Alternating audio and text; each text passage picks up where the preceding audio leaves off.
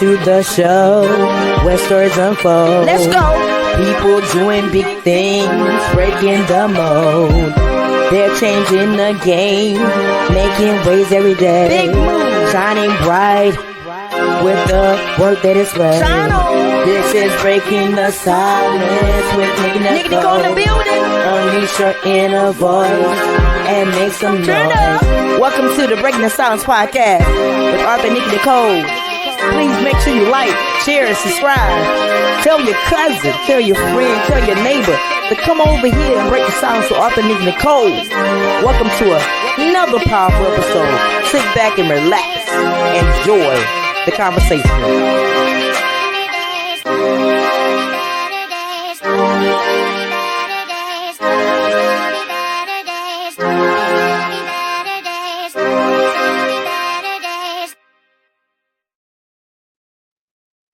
Welcome to Transformation Tuesdays, where healing meets honesty and every story holds the power to transform.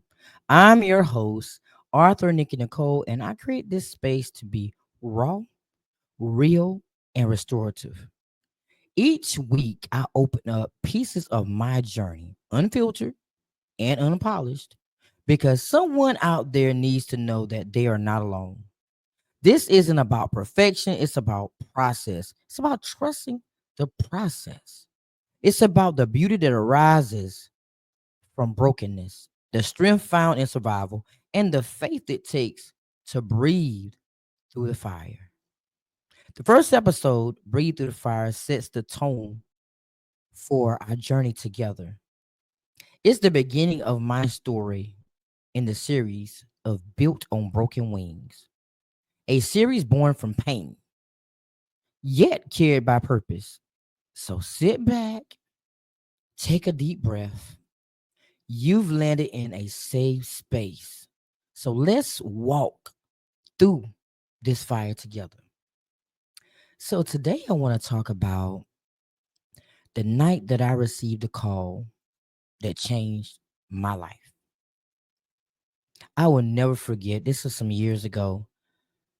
My mother called me and told me that my Aunt Weeze was sick and they didn't know if she was going to make it or not. And I need to get home. For those that do know me, I'm a workaholic.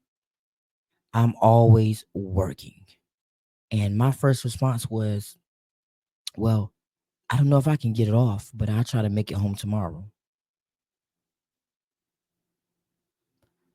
Tomorrow came and my Aunt Weeze was gone. Gone. So let me give you the backstory to the relationship that me and my Aunt Weeze had. Man, my Aunt Weeze was the most realest person I have ever known. Literally. She was real. She was raw. She was uncut. If she liked you, you knew right away if she liked you. If she didn't, you knew that too. She cursed like a sailor. She drank her Budweiser and she dipped her peach snuff. And every Sunday she would cook dinner. So after church, I would go down to her house to eat dinner. Meanwhile, we didn't eat dinner until everybody was present, So while my mom was counting money, because she was a trustee of the church, while she was counting money, we was waiting for her to get there so we can eat. And when I tell you, my Aunt Weeze was like my safety shelter. She was my safety shelter. I mean, she really was on all levels. My mom would always tell me, this is an old school story here. If you don't get in my house by 12 o'clock, then outside you're going to sleep. Now, whether my mom will, meant that or not, I didn't know, but I didn't test her. So if I knew I was going to be in that house after 12, I knew one place I could go, and that was my Aunt Wee's house.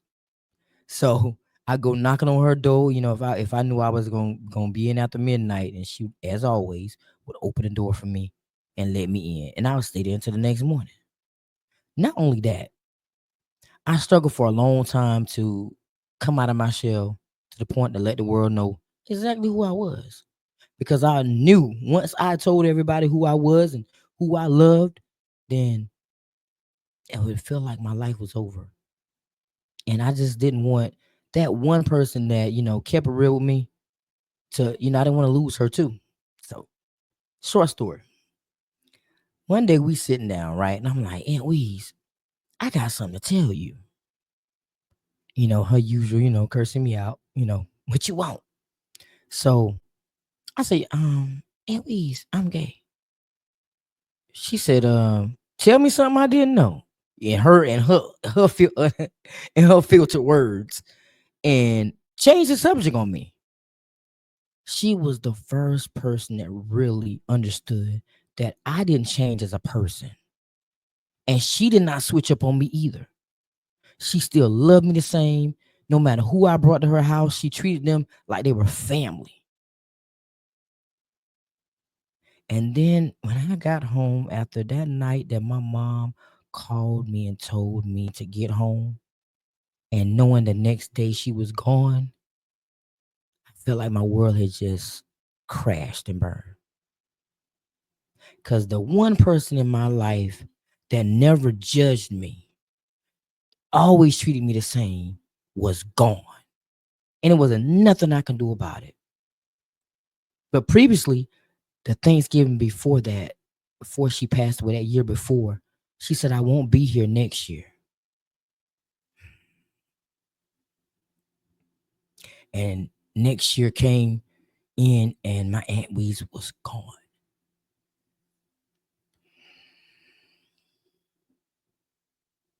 And every single Thanksgiving it's always a sad time for me. Because on Thanksgivings, I would go to my Aunt Wee's house, and on Christmas, I would go to my grandmother's. My grandmother is no longer here. So those holidays, one of my favorite holidays is Christmas, and it's one of the saddest times for me because two people I love are gone. And I spent a lot of time with them during the holidays.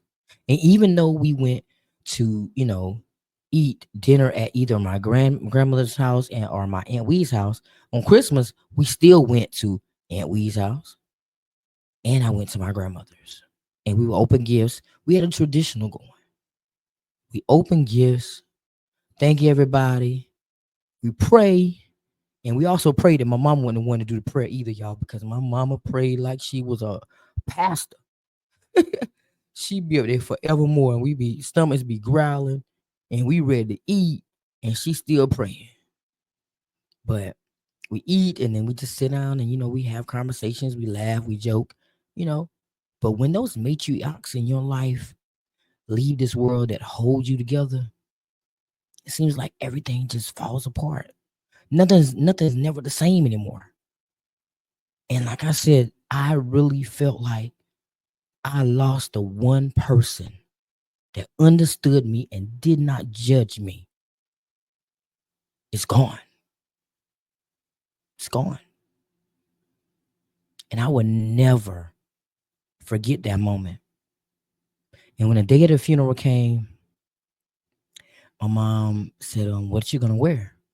And I said, I'm gonna wear what I'm comfortable in. I'm gonna go as Aunt Weeze would want me to go. Y'all, I put me on a vest, some slacks, and a dress shirt and a bow tie. And that's how I celebrate her life as who I am. Unapologetically. But if I can turn back the hands of time, and if I can just turn back the hands of time and just have one more moment with her, of just real talk. There's moments in my life I wish that I could just go to her house and just sit down and talk to her about life. Because just because she was that type of person, just to tell you how it is, doesn't mean that she wasn't that safe place that I could go and talk to when I need some advice or some guidance. And I've been rocking with her all my life, man. When the day of that funeral came, it just seemed so unreal. I was like, this can't be. She was supposed to live forever. And when I got to that moment, when I got to that casket, it just came more and more real the more steps I took. And when I made it, I like to lost it all. I could not believe that this was really happening to me. And our birthdays are in the same month. Her birthday is February 6th. My birthday is February 27th. And I kind of go into isolation on that day. And a lot of people don't know that, but I go in isolation to a degree because I'm thinking about her. I wonder if I'm making her proud down here. I wonder if she's praying for me.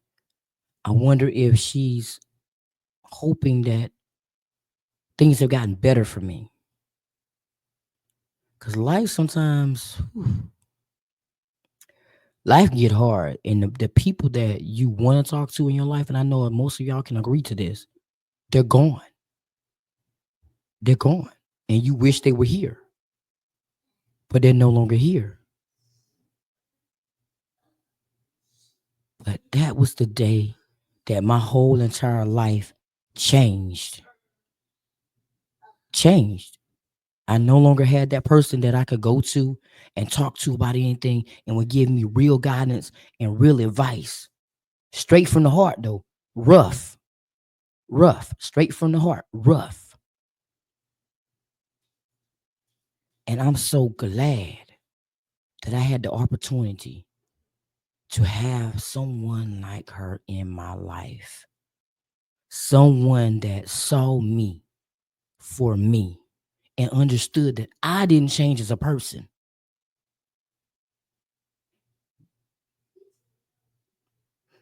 I love you, Aunt Weeze.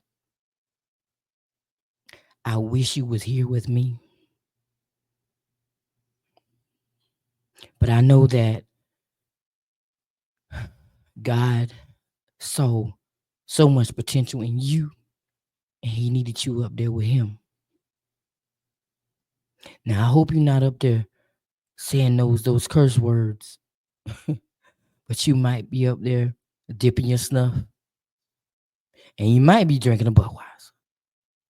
But I know you keeping them all in line. But I just wish you were here with me. But I hope that y'all have enjoyed this segment of Transformation Tuesday. First episode, Breathe Through the Fire. And I hope that y'all will tune in next Tuesday for another piece of me on this journey. And I hope that my stories will help someone out there know that grieving is real. And sometimes it don't go away.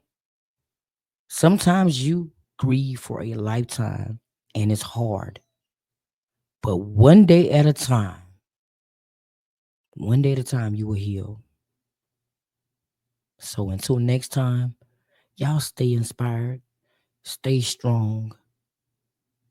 Use your voice to speak life into yourself and others. So I'll see you next Tuesday. Transformation isn't a one-time glow up. It's messy. It's quiet. And sometimes it's just getting up one more time when you don't feel like it. So if you're still in the middle of it, if you're tired, uncertain, maybe even doubting yourself, just know this: you're not behind. You're becoming. So I'll see you next Tuesday. Keep building. Broken wings still fly. If this hits home, share it with someone who's still in the process. And don't forget to hit that subscribe. We grow together out here. Later.